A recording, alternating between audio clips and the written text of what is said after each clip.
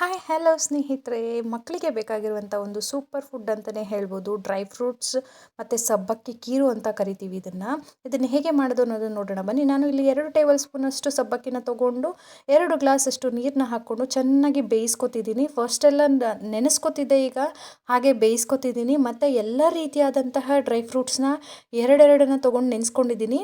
ಇಲ್ಲಿ ನಾನು ಸ್ವಲ್ಪ ಮಟ್ಟಿಗೆ ಜಾಸ್ತಿ ಯಾಕೆ ನೆನೆಸ್ಕೊಂಡಿದ್ದೀನಿ ಅಂದರೆ, ನಮಗೂ ಸಮೇತ ಜ್ಯೂಸ್ ಮಾಡ್ಕೊಂಡು ಕುಳಿಲಿಕ್ಕೆ ಅಂತ ಅಂದ್ಬಿಟ್ಟು ನೆನೆಸ್ಕೊಂಡಿದ್ದೀನಿ. ಮಗುಗೆ ಅಂತ ಎಲ್ಲ ಎರಡೆರಡು ಡ್ರೈ ಫ್ರೂಟ್ಸ್ನ ಮಿಕ್ಸಿಗೆ ಹಾಕ್ಕೊಂಡು ಚೆನ್ನಾಗಿ ನುಣ್ಣಕ್ಕೆ ರುಬ್ಕೊಂಡು ಬರೋಣ. ಫೈನ್ ಪೇಸ್ಟ್ ಆಗಿರಬೇಕು. ಅಷ್ಟರಲ್ಲಿ ಸಬ್ಬಕ್ಕಿ ಒಂದು ಕಡೆ ಬೇಯ್ತಾ ಇರುತ್ತೆ, ಚೆನ್ನಾಗಿ ಬೆಂದಿದೆಯಾ ಅಂತ ನಾವು ಚೆಕ್ ಮಾಡ್ಕೊತಿರ್ತೀವಿ. ಆಮೇಲೆ ನಾವು ರುಬ್ಕೊಂಡಿರುವಂತಹ ಈ ಡ್ರೈ ಫ್ರೂಟ್ಸ್ನ ನೀಟಾಗಿ ಹಾಕಿ ಲಮ್ಸ್ ಇಲ್ಲದೆ ನೀಟಾಗಿ ಮಿಕ್ಸ್ ಮಾಡ್ಕೊಳ್ಳೋಣ. ಮಿಕ್ಸ್ ಮಾಡಿಕೊಂಡು ಚೆನ್ನಾಗಿ ಕುದಿ ಬರಬೇಕು.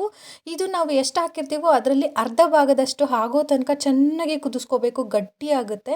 ಮಕ್ಕಳಿಗೆ ಸರಿ ಯಾವ ರೀತಿಯಾಗಿ ಮಾಡ್ತೀವೋ ಆ ರೀತಿಯಾಗಿ ಗಟ್ಟಿಯಾಗುತ್ತೆ. ಮತ್ತು ಇಲ್ಲಿ ಲಾಸ್ಟಲ್ಲಿ ನಮಗೆ ಬೇಕಾದರೆ ಆಪ್ಷನಲ್ ಆಗಿ ಒಂದು ಸ್ವಲ್ಪನೇ ಬೆಲ್ಲ ಹಾಕ್ಕೊಂಡು ಇದು ರೆಡಿ ಮಕ್ಕಳಿಗೆ ಕೊಟ್ಟರೆ ತುಂಬ ಹೆಲ್ತಿಗೆ ಬೆನಿಫಿಟ್ಸ್.